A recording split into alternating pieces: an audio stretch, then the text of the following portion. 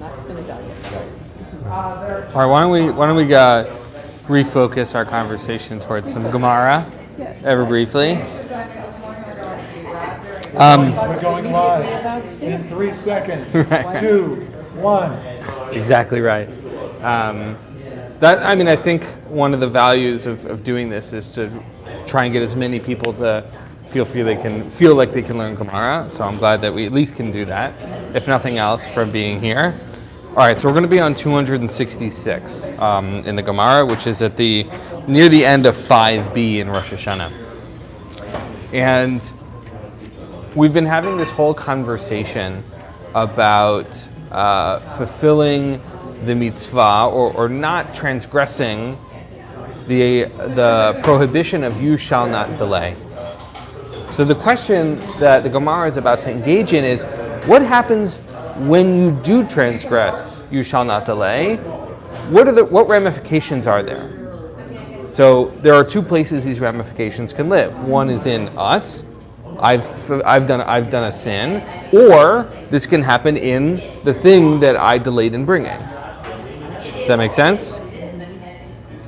Yeah? So it lives in kind of those two different realms.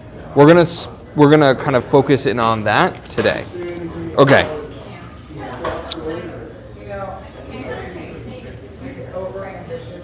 So we are in the second paragraph from the bottom on page 266. It's got the little symbol there at the beginning of the paragraph. And I want you to notice, even though in the Hebrew, it doesn't say it was taught in a Baraita. If we look at the Hebrew, how do we know that it was taught in the Baraita?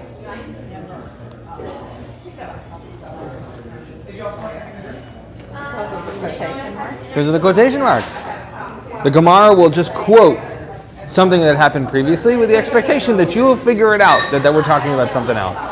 So here, if we went back far enough, we'd be able to figure out exactly what would have been quoted more. Correct. We're just quoting part of it to remind ourselves what we're talking about. When we get into a new section, such that we're quoting the Mishnah, it will do something similar.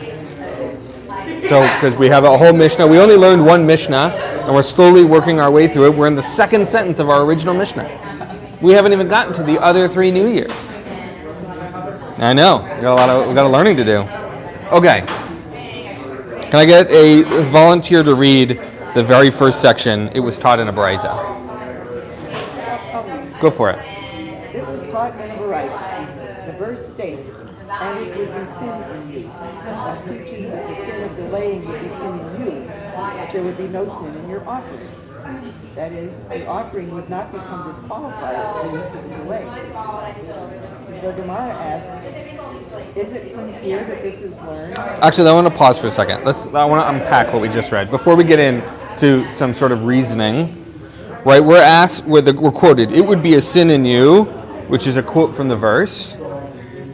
So if we look back one more page, on page 264, it says, when you shall vow a vow to the Lord your God, you shall not delay in paying it, for the Lord your God will surely require it from you, and it would be a sin in you. That's our original verse, Deuteronomy 23:22. So it makes sense that we're going to be talking about this sin in you thing. And it says the sin would be in you, but not in the offering.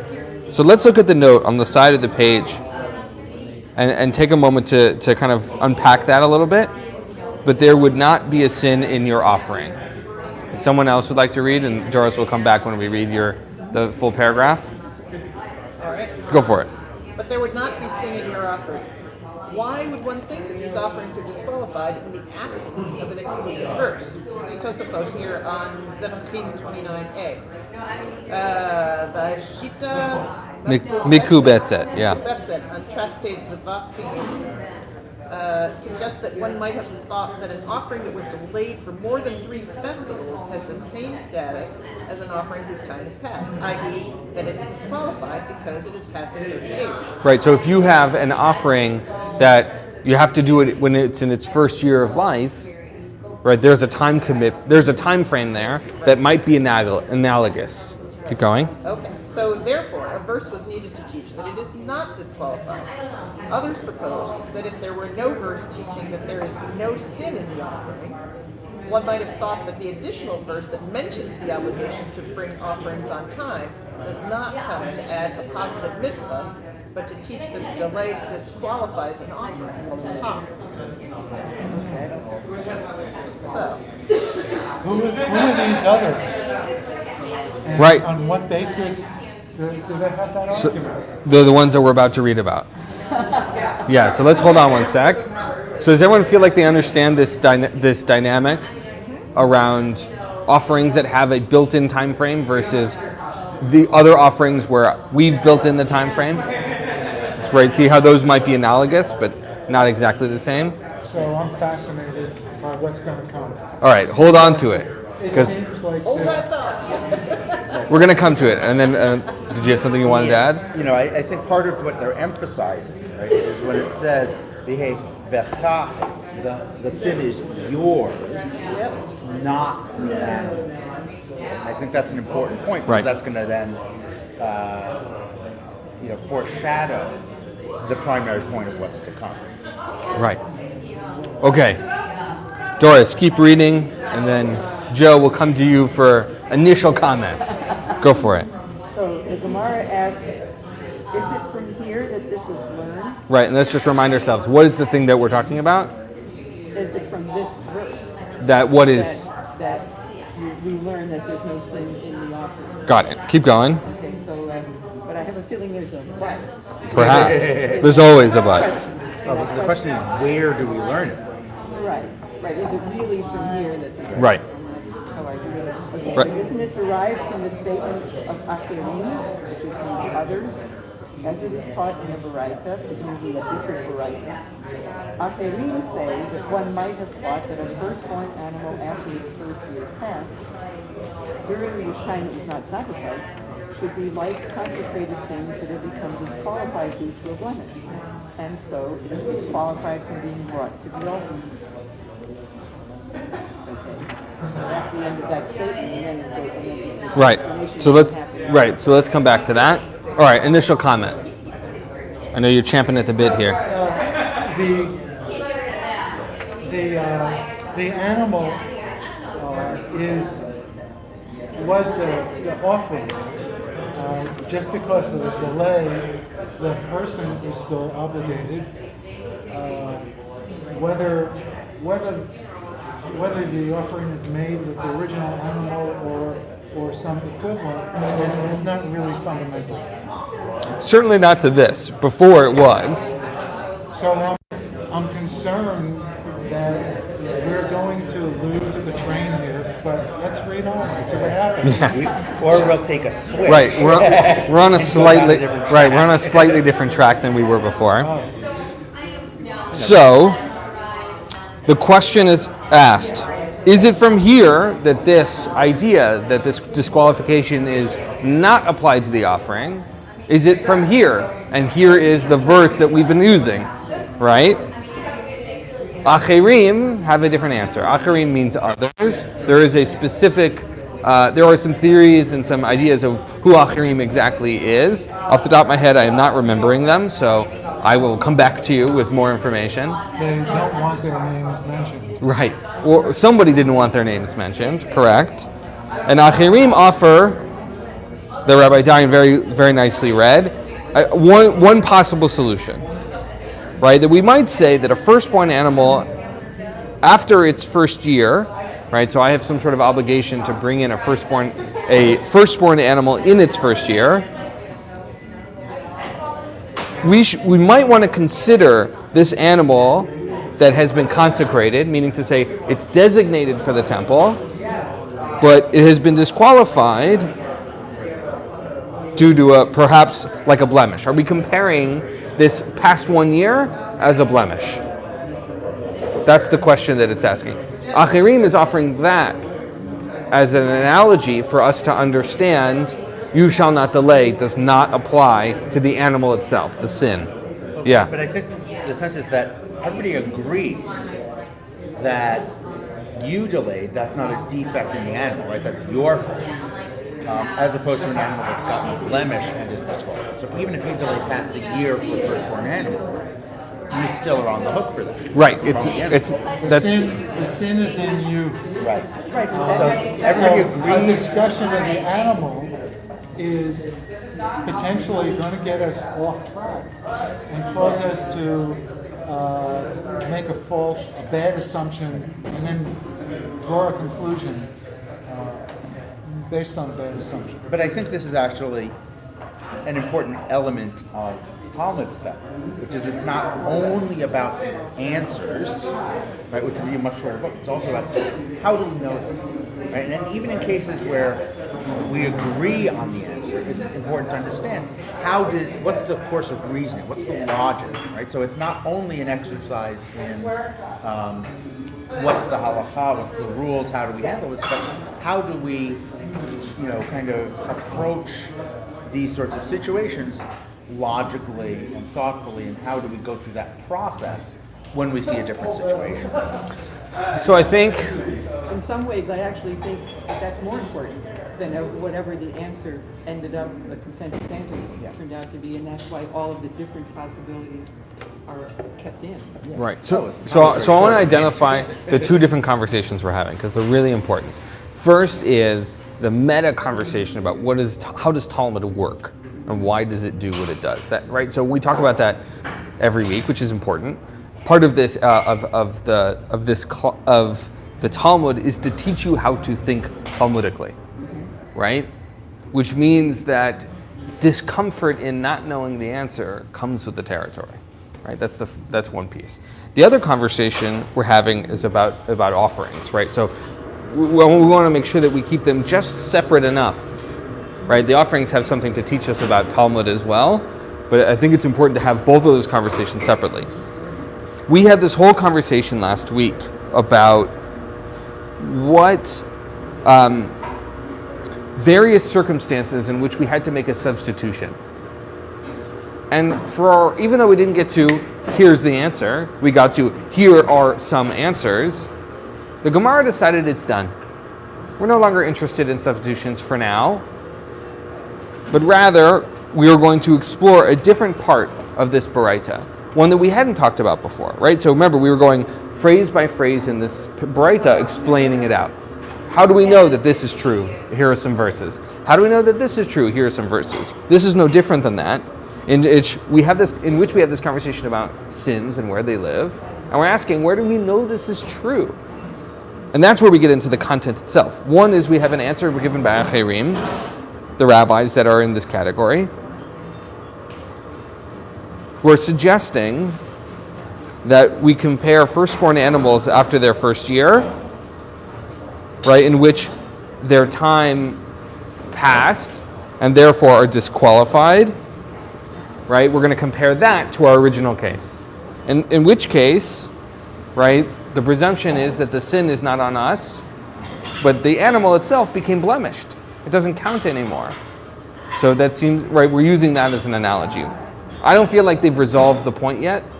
Like, I don't feel like they've clarified why that matters or how that's a solid analogy. So we're going to read on. Someone else like to read? Therefore, the verse states. Right, and I just want to point out, if you look in the Aramaic or in the Hebrew, it says Talmud Lomar, which tells us what's coming next. And you just read it, so solid hint there. Talmud Lomar is going to tell us that this answer to a question is actually a verse from the Torah. Our learning teaches us such that this comes with the Torah. Exactly. All right, keep going, Joe.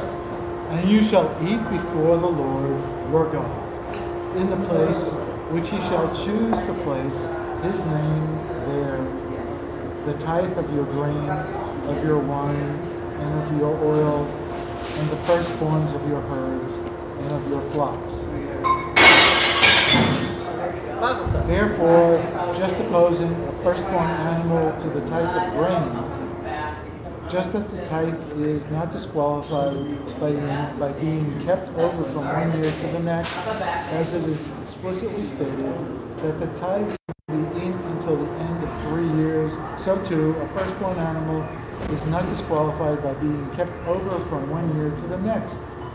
despite the delay in being brought to the altar. Therefore, there is another source for the halakha that the offering itself does not become disqualified even if it is brought later. Got it. So we might have thought, based off of what we learned before, that offering becomes disqualified because we waited too long and it's therefore blemished. However, we have a verse that's teaching us something else. And when the Gemara is always going to say, if we have a verse and a reasoning next to each other, the verse is always going to win. Because a quote from the Torah is like a trump card. It's always going to be whatever logical reasoning you have. Whether or not we feel that way is different, but that's what the Gemara is going to make the assumption. It's a digression. The main point is that the sin is in you. Or have we established beyond all doubt and need for discussion that the sin is in you? So I think we have this statement, and so the question is, how did we get there? How do we know that this is true? And so they're taking the angle of, we know that it's not in the animal. How do we know that? They didn't prove that it says that the sin is in you. They have a verse for that. It says so in the Torah, the sin is in you. So this paragraph... This in this paragraph is trying to understand... This paragraph in Talmud is supposed to reinforce the fact that the sin is in you? No. It's there to reinforce that the sin is not in the animal. Right, because there's two parts to this. Okay. I'm right? willing to move on. So let's understand this juxtaposition.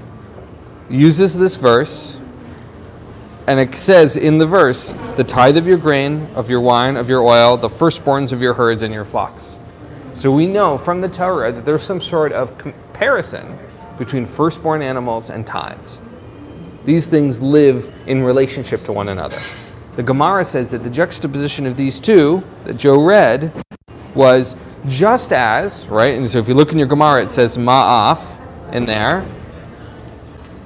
Just as the tithe is not disqualified when it's past due, so too the animal is not disqualified when it's past due. I find it interesting that they say Yeah. that it can be, that same offering is good for 3 years, when things do go bad over time. Well, That's a good question. I mean, in context, this verse is about, the third and sixth years, so every 3 years of the 7-year cycle, you have to bring these offerings to Jerusalem, and it's not to be offered in the temple, right? Because it's saying Yulee. You're going to go to Jerusalem and have a picnic, right? You have to, it's the idea of celebrating your bounty, not by giving it to the temple, but by specifically going to Jerusalem to eat it. So that's, I think, where the 3 years comes from, because it's that 3-year cycle. But I think your point is well made, right? Which is, we have to be very clear about what kinds of things we're talking about, because there is a certain amount of logic that has to remain, which is, if we're talking about holding this thing in my pantry for 3 years, it's not going to work. And they have okay that second 3 years. Right, exactly. So, we have two arguments here. The one of Achirim, that seems to say something, it's not entirely clear. And then we have this comparison of the tithes. So the question that might come into your head, the Gemara is going to ask is, why did we need the first one for? Why didn't we just jump straight to tithes? That's the question the Gemara is going to ask. So we're going to turn the page, 267, the last paragraph on 5b. And so whenever the Gemara says something is necessary, it's because we think to ourselves, it is not necessary. The Gemara is coming to answer our question in advance. And so if we're just going to point out in the Aramaic here, it says itztarich, which means it is necessary, from tsarich. And then if you look at the next two words, salka da'atach, which we defined last week. Does anyone remember what it's called, how that's defined without cheating? Salka is the same thing as aliyah, something that goes up, and da'at is your thinking or awareness. Oh, is this one? You might think that. Right. It might occur to you. It might come into your mind. It might arise in your mind. Okay, and you know that there it's going to offer a thing. And then if you look at the last two phrases, is kamash malan, thus we learn this, although it always means the opposite. Like you might have thought this, we learned that that's not the case. That construction always means that. So we're going to go offer a solution that we know isn't going to work. Okay, someone else want to read the Gemara answers? The Gemara Go for it. The first derivation cited was necessary. Had this halakha been learned only for the case of the firstborn animal, it might enter your mind to say that this halakha, that the offering is not disqualified, applies only to firstborn, which is not for appeasement. I.e., it does not come to atone for any sin, not even for the neglect of a positive mitzvah, but is merely a gift of the priest. But as for the consecrated animals, which appease, their role being to atone for the sins of their owners, one might say that they do not appease and brought no. Therefore, the first teaches us that this is not so. Rather, the other offerings are also not disqualified. Nice. So we have this new category of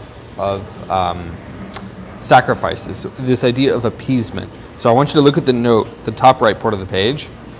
Consecrated animals which appease, offerings in general, are brought for appeasement before God. Specifically, sin offerings and guilt offerings are brought to atone for transgressing a prohibition, right? So that's one category. Whereas a burnt offering is brought to atone for failure to observe a positive mitzvah, right? So I've done something wrong, or I've transgressed a prohibition in some way. I'm doing this thing to fix it, right? To appease. Nevertheless, Tosfot explained that burnt offerings are brought to atone for failure to observe a positive mitzvah, meaning to say, it says do this, but I didn't, as opposed to don't do this, and I did. Rashi adds that even peace offerings, which are not brought for atonement, are brought as gifts that find favor before God and can therefore be classified as offerings that appease. So, let's just take this category of appease offerings, right? And I say, okay, I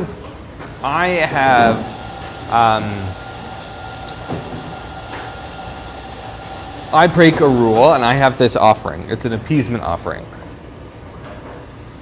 It's a reasonable assumption to make that I've done a sin. This thing is there to fix it. And if I don't do it on time, the fix doesn't happen, and this animal would have a problem, right? It's a reasonable jump to make. This thing is there to fix the sin. It's specifically there for the sin. If I miss it, then the sin is on that animal too. That's the assumption we might have made, right? Ha. But that's not the case, right? It might enter your mind that this applies only for firstborns, which are just for gifts and not this appeasement. But that's not the case. Consecrated animals which appease, right? You might say that they don't do the job if they're late, but the verse comes to tell us that they do work. Meaning to say, once again, is the sin on me or the animal?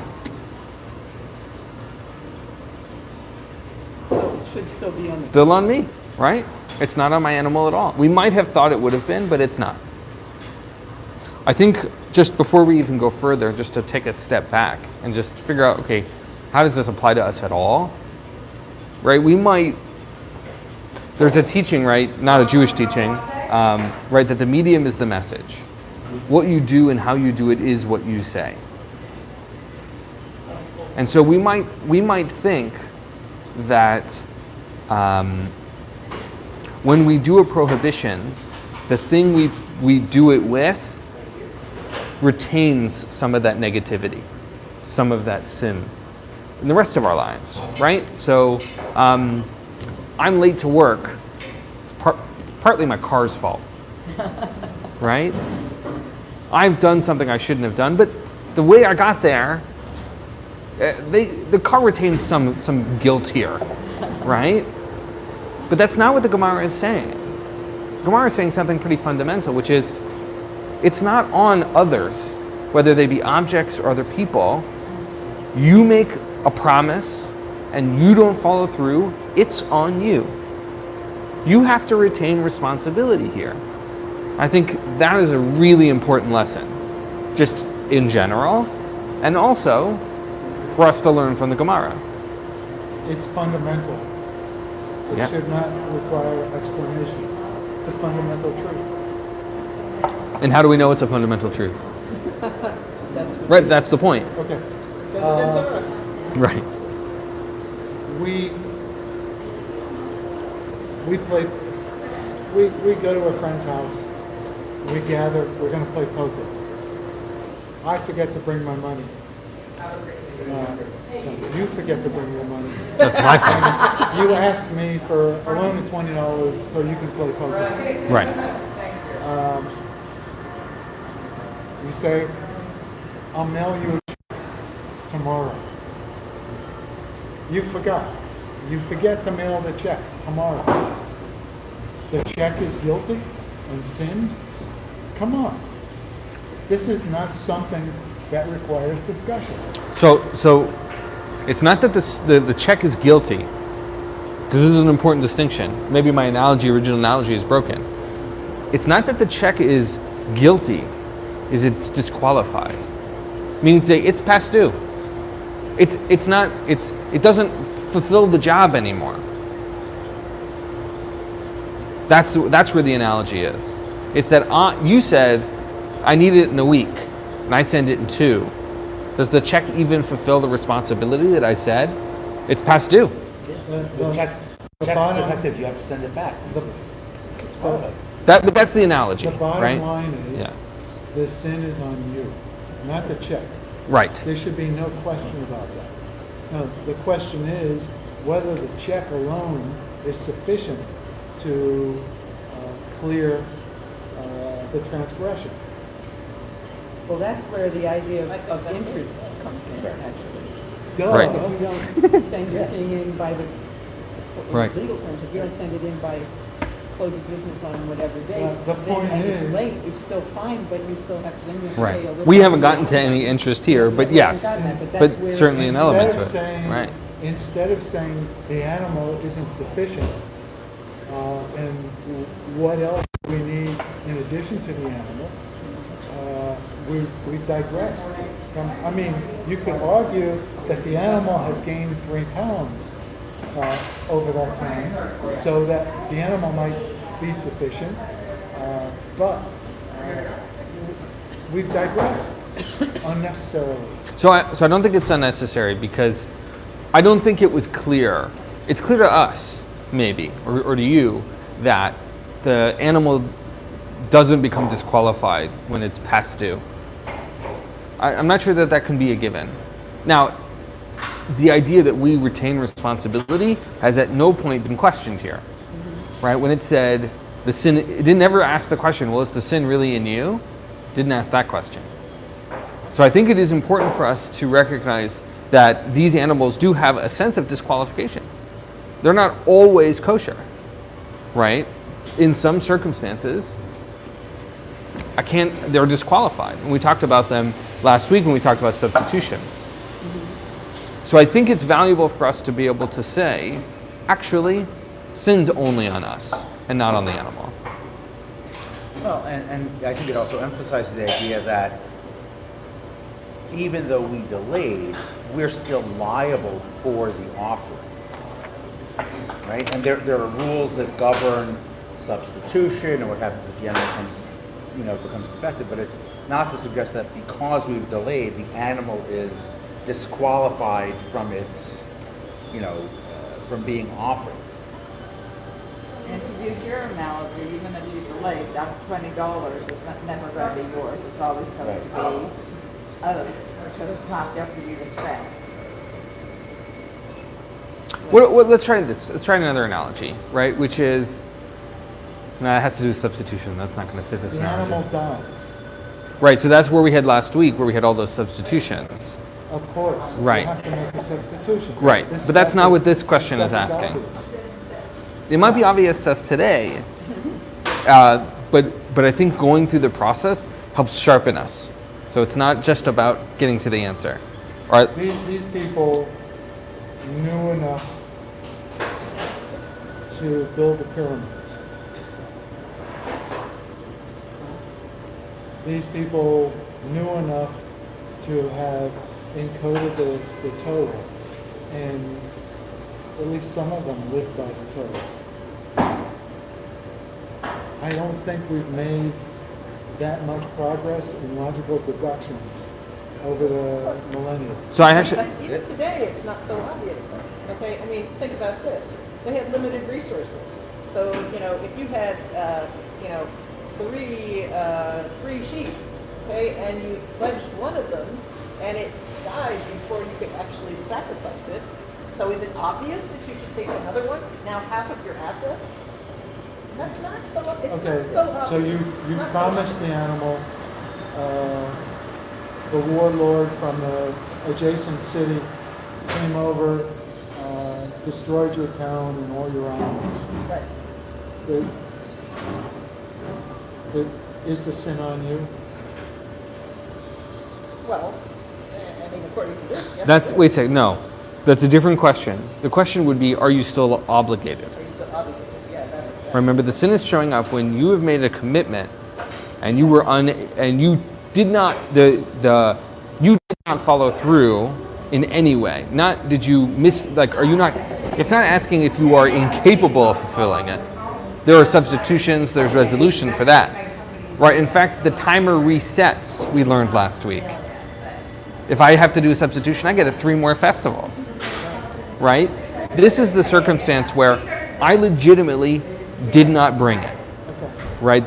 So I want to make sure we make the distinction. Let's keep going a little bit further. So we're now right on the edge here of the bottom of 5a. And the Gemara asks further, but still, it may be argued that this derivation is unnecessary. It's like it was channeling you, right? We didn't need this derivation.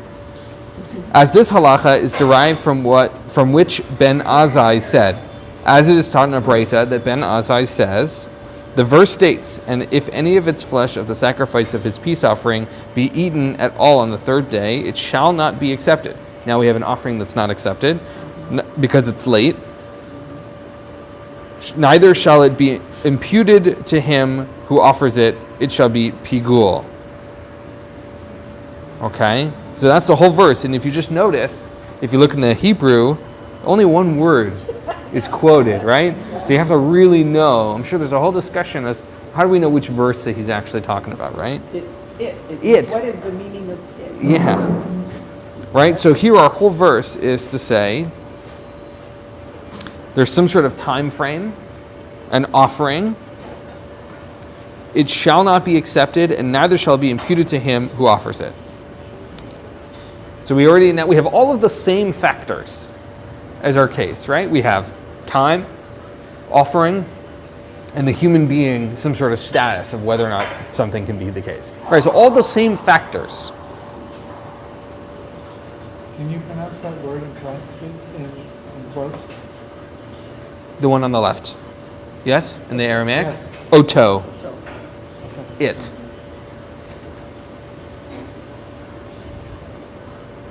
So let's just look in the Aramaic in the next paragraph. It says, Ma Talmud lo... Yeah, Before we move on, please. I think this is now introducing another element, right? Because this is a situation where you've made the offering, you fulfilled your obligation, whether on time or not. But now you've done something which disqualifies it retroactively. Yes. because You you're eating ate the something meat on the 3rd day, instead of right? Which all is at once. pigul. I mean, it's, kind of disgusting, disqualifying, right? Now you've done something to retroactively disqualify the offering that you were able to successfully take. And Successfully again, brought it, yeah. but we couldn't successfully carry out the whole process.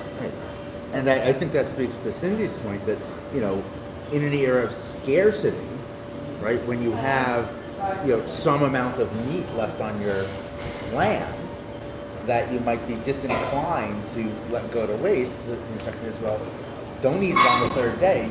You didn't refrigerate it. And, but that's not the language of Torah. So. Thank you. So I want to point out a couple of words here. So here it says, Ma Talmud Lomar. So we know what Talmud Lomar is going to introduce. What is that? A verse. A verse, exactly right. And here, even though it says ma and then later on it says af, those things are actually in this case not the same construction because there's a question in the middle. Like there's other stuff in the middle that doesn't fit the construction. So I just want to point it out how this breaks our rule in some sense. When you see those two things together, in this case they are not the ma af. Okay. This ma is more like why, Or what, right? for what purpose. So, has everybody read? Okay. For what purpose does the verse state the word it? Right. So we have to just pull the question from. Right. We have to understand the question. It doesn't say it explicitly. Since elsewhere it states, "When you shall vow a vow to the Lord your God," this should sound familiar, "you shall not delay in paying it." Remember, we spent that whole time last week on it in that sentence. "For the Lord your God shall surely require it from you, and it shall be a sin in you." I might have interpreted this verse that even one who is late in paying his vow is included in "it shall not be accepted." Right? Where does "it shall not be accepted" come from? Right. It was the previous paragraph in the verse. Right? And I'll just go back and reread it. "And if any of the flesh of the sacrifice of his peace offering be eaten at all on the third day, it shall not be accepted." So, right, I might have understood this sentence to say that if I'm late, it shall not be accepted. Right? So let's just step back. I make a vow. I delay in paying it off. I've now done the prohibition, right? I've already broke the rule. Why bother? Why do the offering at all? It's entirely possible that it won't be accepted, or it's not going to fulfill my obligation anymore, or maybe it will. But either way, I've already transgressed. Why bother the rest of my life? I've already, That's part of what's happening here. Right? We might have the assumption that it shouldn't be accepted. It won't be accepted. Therefore, the verse states it. It, an offering disqualified by improper intention, that takes the word pigul, which is from our verse in Leviticus, is included in the halacha of "it shall not be accepted." But the animal of one who is late in paying his vow is not included in the halacha of "it shall not be accepted." So here it is. We might say that these two things live together. However, they don't. Right? Because in this verse, when it says it, it's talking about the offering. It shall not be accepted. Right? Neither shall it be imputed to him who offers it. It, the offering, versus that person. Is everybody with me? Yes, no? Kind of, sort of. So here we were focusing on the person and not the offering.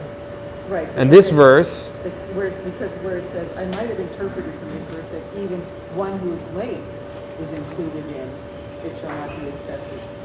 And that's why it says "it," because it has to refer to the offering. right. So we have these two independent circumstances in which one is we are focusing on the person and not the offering. And in the second circumstance, we're focusing on the offering and not the person. And so we might say, look, we hold them both up and we'll just treat them the same, person and the offering both. But that's not true here. We're saying, actually, these are totally separate. They don't inform one another. And because we focus on this specific usage of the word "it," the offering, we're not comparing them. Okay, I'm going to play devil's advocate. Please. If I have an animal that I'm offering, Yeah. and for whatever reason I don't do it, so I'm disqualified, why would I then, even though the animal is there, why am I making the trip to Yerushalayim to do the offering? At all. Uh-huh. That is a great question. Why do you think? I don't know. Well, it's promised, but it's not helping me. The animal, so I just let the animal live out its life. Yeah. So the example we gave before was a dinner invitation, right? So let's use that as an analogy, right?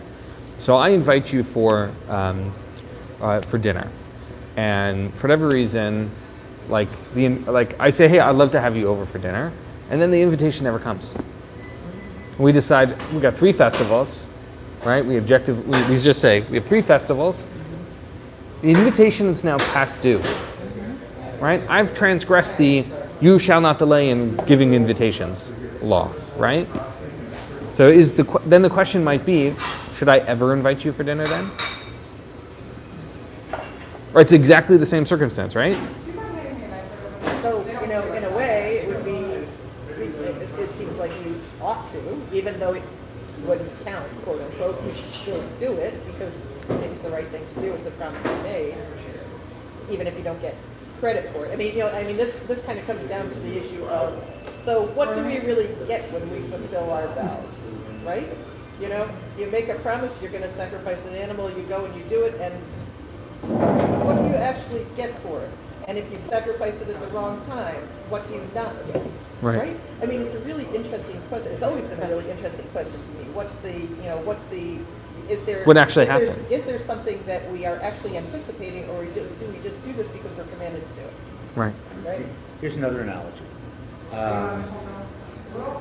Thank you notes for wedding gifts. You know what? I had exactly the same thought. Right. Thank you That's a notes great for Accepted etiquette says you have a year. However, Says you have a year. accepted etiquette? Accepted etiquette, right, is that you have a year. probably Emily Poster one. Right. You should do them faster than that, but It is accepted. right. However, what happens if you don't do it within a year? You're still obligated to. There's no statute of limitations that says after this time you're off the hook. Right. Which means how come a I'm taking notes, don't worry. He's feeling really good right now.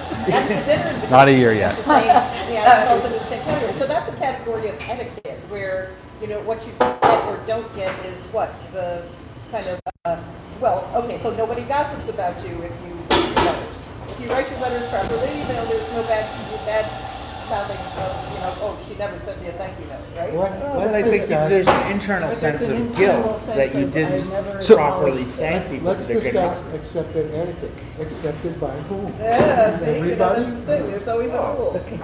It's obvious. If you think nobody will ask you questions, if they don't receive those thank you cards in 3 months, you've never made a wedding. Right. So I want to pull this analogy because the next section is going to actually works really well with that analogy. I am obligated. We'll use me because I fit into your category pretty solidly, right? Right. I have some sort of obligation to write thank you notes, right? Don't wait. But let's say I wait too long. How long According is to it? this, long enough that I've transgressed, okay? The Gemara would tell us what? Where's the sin? Is it on the thank you notes or on me? It's on me. So here's the question the Gemara is going to ask. Is it on my wife? Is it on your household? Right. Right. Right? Is it on all? Right? Is it on the Although household? This The particular analogy analogy is breaks. going to break. in Right. this case. Right. Right. In the sense that we're a partnership, and so that's different. But, right? Let's say the obligation is only on me. Does that obligation then transfer over? Is she responsible for me? I would say no. If the obligation is on you, it's your obligation. Your Right. obligation. All right, let's keep reading because that's exactly what the Gemara is going to You ask. have to negotiate. Right, when you're right, married. right. Right, so the analogy breaks. The analogy breaks at that I point. want to do a digression for you, Milana. So someone gives you a check. You lose the check. It's a wedding check. It's a present. That has not happened. You Go lose on. the check. 6 months later, you find the check. You take it to the bank, and the bank won't accept it. The check is no good. What do you do? Oh, the sin is on the check. Right? The question is, does It's the expired. offering or the gift have disqualification? It is exactly the same circumstances we're talking about. Same. All right, let's keep reading. All right. The Gemara rejects what was said above. So far, so good. Rather, the explanation of the verse is as follows. So the Gemara is going to say, actually, all that thing we just read, Forget. nice to hear it, but doesn't really hold any water. Rather, the explanation is as follows. The phrase, and it would be a sin in you, doesn't come to teach, right? Doesn't come to teach about the offering, but rather comes to teach that it would be a sin in you, but there would not be a sin in your wife. Oh. Right? So you're right. This was an unnecessary digression. So I don't think the Gemara would say that. The Gemara would say it was a valuable digression, even if it was wrong, even if it's not that, because it's not an unreasonable assumption to have made. Okay. Right? That digression still had something of value to teach us. All right. Okay, so just briefly jump into the Aramaic. You'll see salka to atach Oh, yes. shows up again. Yes. Kamina. Amina, right? Amina in the Aramaic is like that to say, right? Saying, right? Exactly. It was necessary to say the lateness is not imputed to the other members of one's household for the following reason, right? So we might ask the question, why are we teaching this? This seems obvious. It might enter your mind to say, and then here's going to be our scenario. Since Rabbi Yochanan said, and some say it was Rabbi Elazar who said, we're not sure who said it exactly according to the Gemara, a person's wife dies only because others demand of him money, and he does not have means with which to pay. As it is stated about one who commits himself to guarantee a loan. If you have nothing with you to pay, why should he take away your bed from under you? It's a book from Proverbs. All right, so let's just stop for a moment. So we have this strange teaching about someone's partner who dies only because there's a responsibility that can't be fulfilled. And second, a teaching from Proverbs that says, if you have nothing in which to pay, why should they take your bed from you? Okay, fine. We haven't gotten this, we haven't clarified how these pieces fit together yet, but those are the pieces. The verse warns, one who takes a loan, that incurring debt may result in losing the very sheets that one sleeps on to their creditor. The Gemara understands this homiletically. Why should you cause God to take away your wife, i.e. the person who shares your bed, so that she dies? Consequently, you might say, all right, so let's go back. So the Gemara is going to understand, right? This is Rabbi Steinsaltz explaining this analogy, since the Gemara doesn't explain it itself, meaning to say that if I put myself out there for a responsibility that I can't fulfill, right? Why should everything be taken from me in order to repay it? Why should others suffer? Right? Why should others suffer? Others suffer. Right? Wait, I can see this is you having tension it's in an this. extreme case. Yeah, it teaches us something important in its extremity. The wife is not, the sin is not in the wife. The sin is not in the spouse. Right. But this is an extreme case. Why bother discussing it? Well, so this is right. No wonder why the Talmud goes on and on. Suppose. But wait a sec. This is important because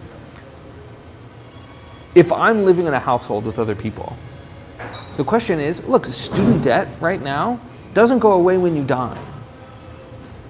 This is real. That debt does get transferred. It's an extreme case. A not so extreme case. Okay. The spouse. I won't use the word wife. Yeah, nor should you, right? The spouse knows that the debt has not been paid. The spouse could say, oh, we've got 42 goats. You made a vow to give up one of those goats. Give it up. But the spouse keeps quiet.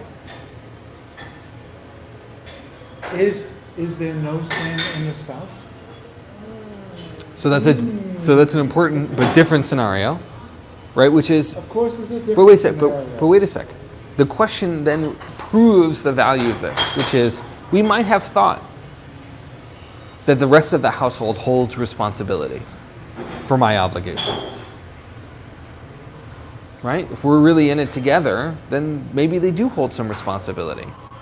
The electricity gets turned off, it gets turned off for everybody. Exactly.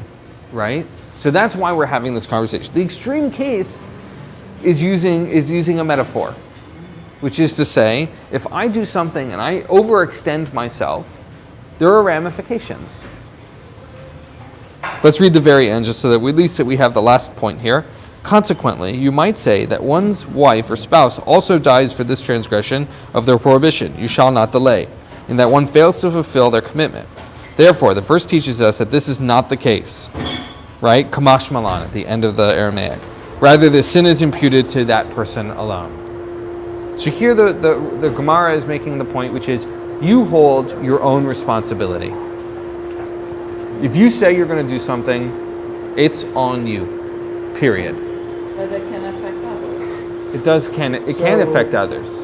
In the example I used, the spouse does not have this sin in him or her, but the spouse may very well have some other sin in him or her.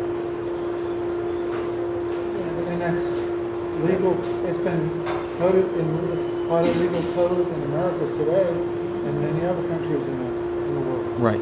So in this case that you just read, not only is there the sin that was done at first moment, but then there's an additional sin that the person by not fulfilling his original obligation also caused the death of his wife. I mean, there's something going on with that too. Right. So I think the Gemara is using this and this kind of. So the Gemara, I think, is using this verse from Proverbs to teach, right, and pulling it out, which is, it has this verse from Proverbs, which is, you've nothing in which to pay, right, and we're talking about paying back our responsibilities, right? The Gemara is saying the bed out from under you is imagining, right, the person you're sharing your bed with, right, the person in which you have, you're committed to, right, that's who's coming out from under you, right? That's where they're getting the death of the spouse, right? I get that. So, but I'm saying that the logical end of that thinking is that now this person who originally caused the problem by not fulfilling his obligation or the spouse's right. the person's own obligation has also brought about another Right, consequences to other people. to someone else who didn't deserve it. You see what I'm saying? I mean, it's not bringing that problem up, but it's where it leads. Right.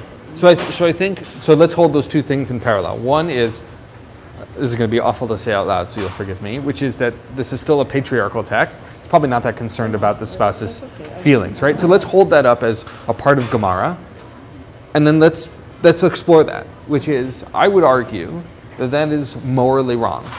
That if you have an obligation, if dafka, specifically, if it's going to affect other people, you have an extra obligation to fulfill them. Right. I 100% agree with you. This particular paragraph doesn't speak to that issue, but it's where it leads you. Right. I would say that what this does say, which is that you and you alone are responsible for your obligations, you can't put them on other people. So that would be the only piece that I would put on that it kind of pulls those things together, right? It doesn't talk about the consequences on other people, but I think it should. But it should. Or so maybe it does somewhere else. I don't think so. I would be surprised if it did. I was But just thinking about the example that Howie brought up with the electricity, right? So if I sign up to have electricity delivered to my house, and for whatever reason I can't pay the bill, when I don't pay that bill, it affects everybody in my home. right. Right? Nobody has electricity, and so so I am. It is on me, and I do have to think about those things. It's not just about the fact that I owe the money. It's also about the fact that not fulfilling my obligation. What are the consequences other of people. not Yeah. doing? Right. Right. Well, and depending on like if it's a situation where you have roommates, I mean, it's obviously different if it's family. Roommates, If you have yeah, roommates, sure, there's kind of an yeah. implied, one person may sign up for the electric service, but there's an implied understanding that it's each person bears responsibility for some portion of that bill. So I want to just break this analogy a little bit, which is to say, this is an obligation I made willingly. This is a vow. That's the context of this, which is I've made a promise that's not an obligation in the same way like I have a monthly due, which is that I said, right, or maybe here's the analogy. I'm going to go out and buy us all movie tickets. right? I make this vow, I make this obligation for myself. I'm going to buy us all movie tickets next week. Then I don't. Nobody gets to see the movie Right, because I didn't fulfill my obligation. right. It's not on everybody else. Well, you should have bought your own ticket if you wanted to go. It's my fault that I didn't go, but you should have bought your... No. It's your I have an fault. obligation. Yeah. My obligation affected everybody, right? So are sacrifices the same? You know, like when when you promise to make a sacrifice, like who else does it impact if you don't make it, right? So- I mean, Well, it affects the communal structure. It affects well, yeah, everybody. that's what I'm sitting here thinking. Like, how does it affect the communal structure? How does it affect your immediate family? How does it affect the community? And you say the communal structure, Yeah. which is an even more interesting question. Because Judaism is so rooted in this idea of caring for each other, right? That if one person becomes unreliable, you can't trust them to fulfill their obligations, Yeah. that starts to crack. Well, this isn't just about Judaism. I mean, look, we're watching this happen in real time. When you can't count on one particular person to tell the truth, all of a sudden everything around starts to crumble. Here's my takeaway from today. So this glasses case is black. We don't spend an hour discussing if the glasses case is really black. And that's exactly what we did. The sin is in me. We spent an hour discussing whether the sin is in someplace else. But where we really should be discussing, how do you rectify the fact that you sinned? I'm going to push back on that. Yeah. We're all agreed that the glasses place is black. What we've spent the hour discussing is how it's constructed, right? Is it plastic? Is it leather? Is it paper? Is it, how did the coloring get in there? How did the coating get applied? Well, and also, wait. But also, that glasses case is black, but should it really be black? And since it is black, how does it affect our perception of it? And, would another color maybe be a better color? Right? I mean, that's really kind of what we're discussing. We all agree that one is black, but then how does it affect everything around it? And, and in particular, like this point that we just got to of saying when we don't fulfill our obligations, the reason that we care about this, the sin's on us. Why does it matter, right? And I think we just kind of got there. It matters because there's an impact on everything around us. Not only that's immediately around us. The electricity gets turned off. Okay, fine, I'm in the dark. But so are my wife and my daughter and, and the babies. And, oh, by the way, the rest of the community may also be impacted. The guy who was supposed to pay for the electricity, guess what? His family also is suffering. There are some things that are black and white. I don't think that's true. If I we don't go think it's on true.